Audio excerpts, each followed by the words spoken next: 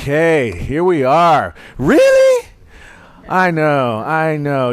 This one I go to Spirit. I do my meditative, inspirational stuff, and it was the question of why do bad things happen to good people? Why do bad things happen in life anyway? And then I was thinking about the good story, the bad, the good, the bad, the farmer thing. You know that one, right? Everybody knows that story. Yes. Who doesn't know that story? Really? Somebody that knows the story, tell it to him, because I'm not going to tell it again. Who knows what's good or bad? That's the punchline. That's the repeating line. But then I was like, oh, okay. And then it came to me, the good, the bad, and the ugly, the Clint Eastwood. And I had to go and look up the movie. Spaghetti westerns, fistful of dollars, a few dollars more, and then the clincher, the good, the bad, and the ugly. Clint Eastwood doesn't even have a name in that movie. He's the man with no name.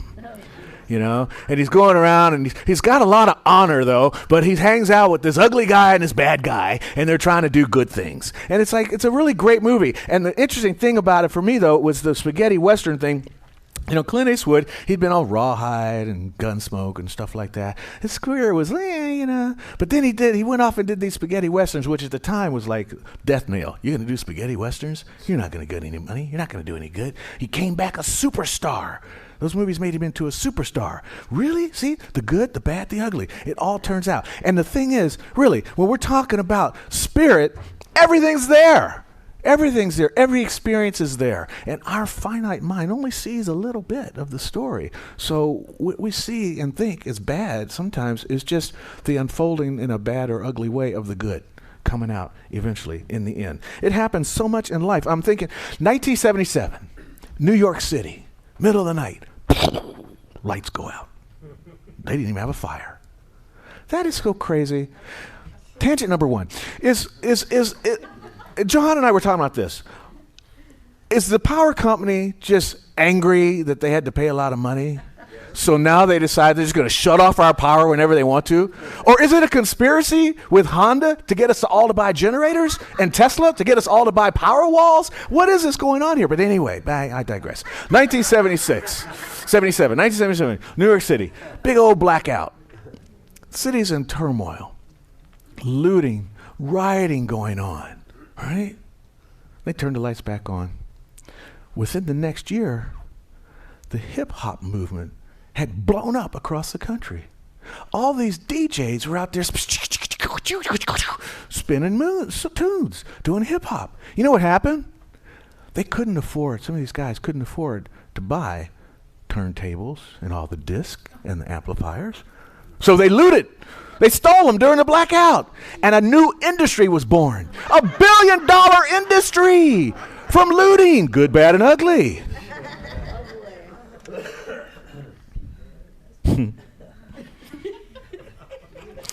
This one's serious, though. I mean, that was serious, too, but I'm thinking about Amber Hagerman. Amber Hagerman, 1996. Little girl disappears. They find her. She's been killed. Sad story. It turns out that if people had known what to look for, they might have found her sooner. But no one knew that they were seeing possible clues along the way. And about 4 or 5 months down the road, another woman in the Dallas area lost her child. And a neighbor, a woman named Diane Simone, called the local radio station, and she said, you remember what happened with this Amber child? If people had known what to look for, they may have found her sooner. Can you put out a notice like you do when there's severe weather? In North Texas, they get really bad weather, so they've been doing severe weather alerts for eons. She said, can we do a severe child alert? And if you do it, can we name it after that young girl? And there, the Amber Alert was born, and now it's in 52 states and 26 nations. They do Amber Alerts. Started out with an ugly situation. Turned out to be good. This one really got me. There was a guy named Lou Williams. Anybody know who Lou Williams is? He's an NBA basketball player. He bounced around the league. He played for the Lakers for a while, played for the Clippers for a while, but at the time he was playing for the Philadelphia 76ers. Where's the Sixer man today? Gone. He's not here. Okay, so while he's driving through the city, he gets held up. Gunpoint. Like a potential carjacking or whatever, and this could have been a bad situation. But he sensed something in the robber, and he started a conversation with him. Ended up taking the guy to Mickey D's, buying him an ice cream. right? Changed his whole life trajectory. Could have been ugly, could have been bad, turned out good. This guy didn't go to jail, got a second chance at life. And here's a big one. World War I, right? No, for years prior to World War I, the suffragette movement was big, was trying to get women the right to vote. But everybody was like, you guys, you just go to the kitchen, be quiet, Then the war breaks out, and women had to step up, and did step up. The suffragette movement kind of took a back seat as they took a front seat to protecting the country, to providing resources, to keeping businesses alive. Did that for 4 years. 2 years after the war was over, what happened? Voted the 19th Amendment in because they realized, saw the power that women had, and suddenly women had the vote. The good, the bad, the ugly. That's how it shows up. So when something in our life comes up and it doesn't feel right, and we judge it from the finite position, and we judge it as not being good, we judge it as being something ugly, the reality is we may be in fear around what's going on. We may be worried that something won't work out. But Ernest Holmes talks about this all the time in his readings and writings. And he says that it is not the host encamped against you, nor the confusion around you that you need to fear. It is the lack of confidence in the good alone which should concern you. In those moments, see, this is a power-packed quotation right here. The encamped host. A camp, a political camp, a social camp. A camp can be a bunch of ideals or beliefs or systems. That's a camp that you might change camps, right? The host is ourselves. Sometimes the ideas in our camp are negative ideas, negative beliefs of what I can't do, what I don't do, the don'ts in life. But we can talk to that host and shift, not let that host be against us, not be confused by all of that, and go to the truth of what we really know. There's one life, that life is God's life, that life is my life, your life, that life is filled with good. And allow that good to move forward. But it's not easy. We get all caught up in the woulda, coulda, shouldas. Who we were, what we've done, our past. I know in my life, my past, sometimes it just flares up over everything, and I can't see the forest for the trees because I get so caught up in that. And it's at that moment that I want to say to myself what this wonderful philosopher, I love this philosopher, it's Anonymous. Yeah, this is awesome. And he says, everything here, think this with me. Everything within me is worth cherishing, both the childlikeness and the adult maturity. This week, just the other day, I went to wash out my shaker cup, and the faucet started backing up. One of those faucets where you can push the button, sometimes it sprays and sometimes it shoots. We all have those, right? And there's all of a sudden that's like the modern everyday faucet. Well, that modern everyday faucet can go really funky real fast. And the water is like dripping down. And it's not coming out, but it's not spraying everywhere. But I can hear, there's water under the sink. It's dripping back down, so it's filling up underneath the sink. And apparently it had been doing that for a bit, and I didn't realize that. And there's like this particle board down there that holds the bottom of the cabinet. So that stuff, I open up the cabinet, it's like, it's all warped out. And so I got to dig all this particle board out, and it revealed a really beautiful subfloor there. I'm like, why did they even put particle board? That's really nice. But anyway, so I'm digging all that stuff out, and it's all wet and everything, and I dig under, and I think I can replace this. No, I am not a plumber. I cannot replace that. But I can buy the part, so when the plumber comes, it'll be there. So I go out and I buy the part, and I come back, and I've dried everything off, and I think, well, I got the part. I'm a handy guy. Come on. I get the tools. I go back under there again, and I'm trying, and it's just not working. It's just the adult maturity is not showing up. It's childlikeness. I'm like, it's not working. I can't fix this thing.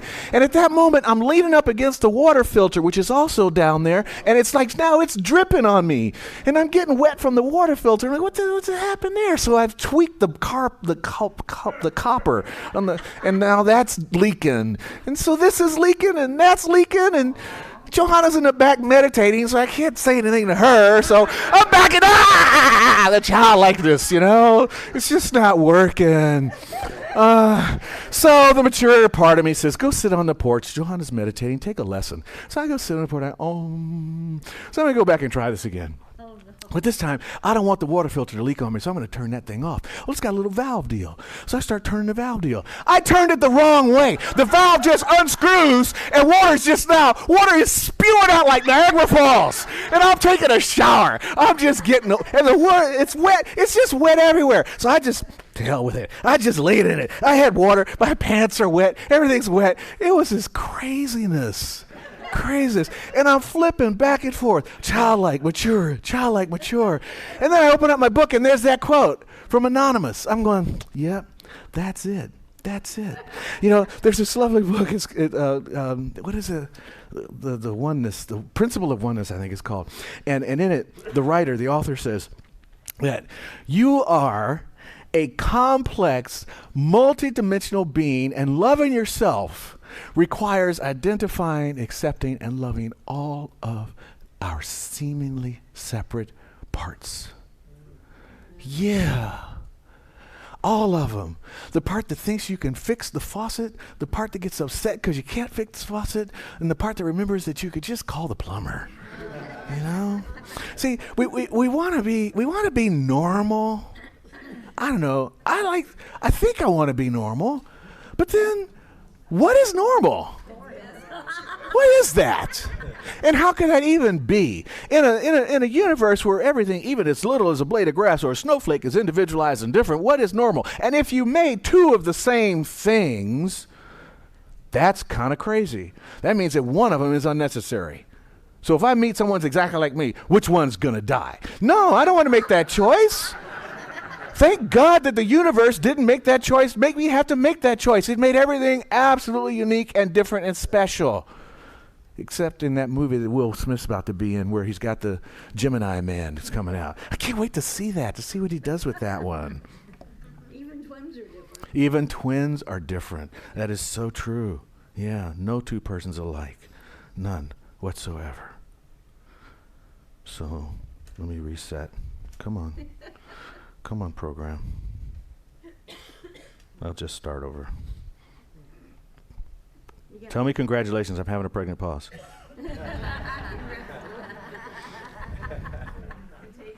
It is.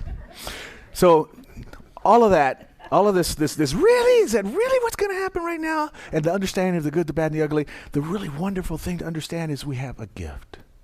Our gift is that we are complex, multidimensional beings. We are, basically, it means that, in short, we are creative. North Texas again. I don't know, I'm in Texas today for some reason. Swarm of tornadoes.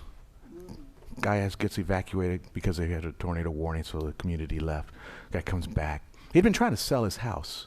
You know, you sell your house and they got the for sale sign out there. Tornadoes are really weird. They could do some strange things.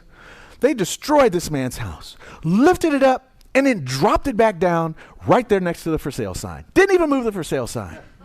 Creative individual, multi-dimensional, complex being who went to that sale sign and put reduced. Some assembly required. That is brilliant. I mean, I'm that unique individualized expression that would say, I think I should buy that house. I can put that back together. I'm a plumber, you know? Wow. Have confidence in the good. Have confidence in the ability to have that decision, to touch within us that part that goes beyond the doubt and beyond the fear that says, oh, I think I can get to the answer here. I can do 1 minute or 3 minutes or 5 minutes. I can sit in peace, shalom, salim, kosovufu, om shanti. I can sit in that moment and allow the download of the divine to reveal to me exactly what is right and perfect to do in this moment. Have confidence in the good. Let go of the fear. What did FDR say? The only thing there is to fear is fear itself. Right? Yeah, one of my daily readers, there's a line in there that really struck me. Our instinct for survival takes expression in our marvelous ability to adapt. We are adaptive creatures. We can make things change.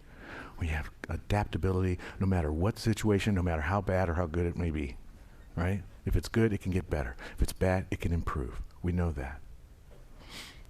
Morgan Freeman is out on a movie tour. You know how they do those things. They bring in the two actors that are in the movie. I forget who he was starring against. And then the reporters just come one after the other, one after the other. And after a while, it gets kind of boring. You've answered the same questions a bunch of times, and you've been up all night, and Morgan Freeman kind of nodded out in the middle of one of the interviews. And somebody snapped a photo of it, and it went viral.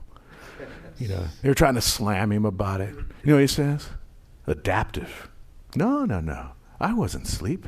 I'm a beta tester for Google Eyelids, and I was updating my Facebook page.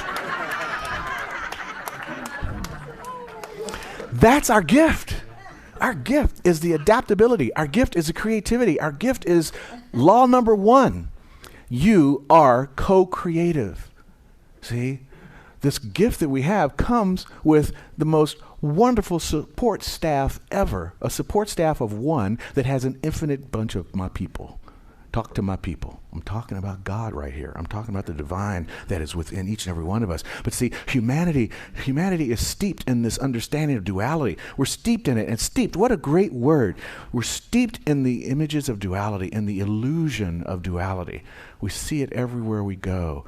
Just our bodies do it to us. Left and right. Left brain and right brain. Up and down, black and white. We're always looking in this area of duality. We're soaking in it. And the other thing about steeped is something that is steep, right? It's steep. So not only are we soaking in it, but the journey out of it is equally as steep. But we have the ability to do that. We live our lives very separate. We forget. We think we're just an individual droplet, and we forget that that's in the ocean, that we're that drop within the entire ocean. It's easy to forget, as Dr. Holmes tells us, that God is already in your every act, every thought, every movement, in your every plan, purpose, and performance. God is present. Another situation this week. I'm driving back from a meeting I'd gone to. It's a 20-minute drive from the meeting to home in even hard traffic. 10 minutes, 7 minutes when there's no traffic. But for some reason, I don't know if it was a Hollywood Bowl or an accident. I meant to Google and see what happened Thursday night at 7:30 to make such traffic. It took me 2 hours to get home. I was so frustrated. It's like ready to pull my hair out, which is already taking its own time. And I remembered, hey, I got this nice fun car that I've been enjoying so much. It's got a great stereo in it, and it's got this Bluetoothy thing, and hands-free, and all that stuff. So hit the button and go, podcast! And it plays this podcast that Johanna had been telling me about, and thank God it was that there were so many of them. I was able to listen to 4. Yeah. I loved it. You will hear more about this. It birthed a new idea that I'm not going to tell anything more about right now, but it birthed a new idea that we're going to be doing here in the center. You guys are going to love this, and it's based on this silly podcast that I was listening to. And so I was so grateful for the 2 hours in the car. I wouldn't have listened to it. And we wouldn't have this great idea that we're all going to participate in the coming months for 2020. It's fantastic. So it's the good, the bad, and the ugly is in every situation as long as you keep in mind. So when you find yourself going, really? That's the moment to go, oh, this is a good, bad, ugly situation. Something good is unfolding. There's a pony coming out of here somewhere. I still think that's a great party. I want to have a party where the only thing we do, tangent number 2, I might have been more than that. Yeah, way more than tangent number 2. Conscious tangent number 2. I want to have a party one day where the only thing you do is do punchlines, and then people have to figure out what the joke was. But the journey for us, the journey for me, and maybe your journey too. You guys are such enlightened souls. You might be beyond this story, but I get into judgment.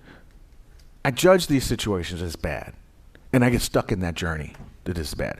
I judge the situation as ugly, and I get stuck in seeing it that way. My consciousness gets locked in, just like the Mustang consciousness. You know, you want to buy a Mustang. You decide that one day you're going to buy a Mustang, and you wake up the next morning, and there's Mustangs all over the road. There were Mustangs all over the road the day before, but you didn't see them till the day you decided to buy a Mustang. The same thing happens with good, bad, with ugly and bad. You see bad, bad is everywhere. You see ugly, ugly's everywhere. You see good, good starts showing up everywhere. We need to realize that all energy is commingled together, right? All possibilities are commingled together. And as co-creators with the divine, we get to sort them out. We get to separate the possibilities into those opportunities that are right and perfect to emerge for us at this time. You know, matter, life, the demonstration, reality of life is like ice. It's solid, right? But spirit is like water. And ice and water are the same thing. Everything that is solid is spirit in form. And when it melts through our consciousness, we melt the form and allow a new form to congeal around it. Dr. Holmes says, one life does flow through everything, but this life is never monotonous. It is forever doing new things in you and me, and we are the writers of the new thing. We are the ones. So, when the vegetable guy and the fruit guy with the truck that doesn't drive down the street anymore, but used to in the day, remember that, right? When he drops a bag of lemons at your door, what are you going to do? The good, the bad, and the ugly. And so it is.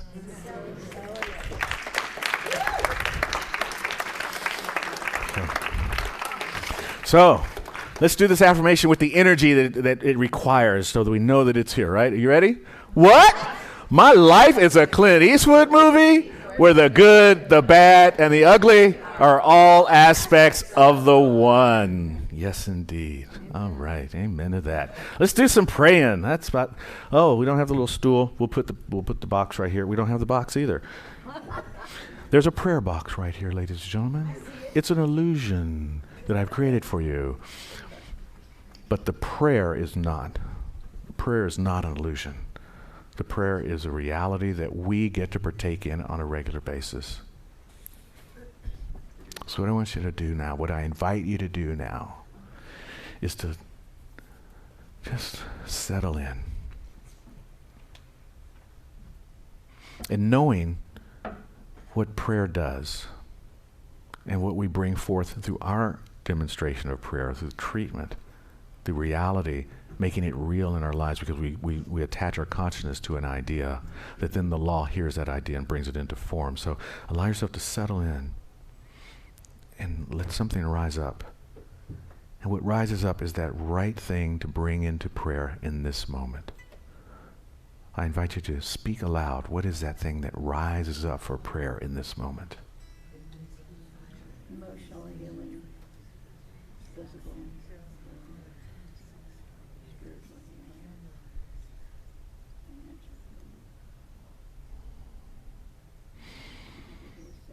healing. Take a holy breath with me.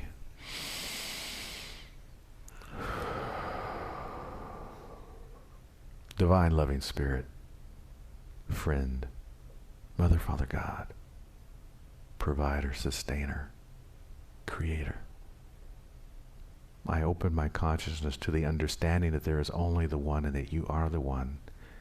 And since there is only the one, I am the one. Since there is only the one, each person here is the one. How beautiful it is to know that when we're speaking of infinity, we all stand in the center of that which is infinite. So I call forth into my consciousness right now the divine blessings that bring forth peace and joy and harmony to every person's life within the sound of my voice, within the vibration of my consciousness, within the vision of my mind. I know that right action moves forward from this word spoken that brings about a physical healing, an emotional healing, a mental healing. I know that prosperity and abundance are flowing toward all to bring a resolution to any concerns about lack or limitation. knowing that there is not just enough, but there is more than enough, enough to give and to share. For as we heard in the giving, as we heard from Bonnie today, in the giving I receive so much more. So we give our consciousness, we give our ideas, we give our energy, we give our gifts, we give our presence to that is life itself. And in return, life is lifted up from that steeping within the duality, from that deep climb into reality. We allow Spirit to inform us, and then we allow the law to move us, and we listen, and we move our feet, we do the action that makes it come alive.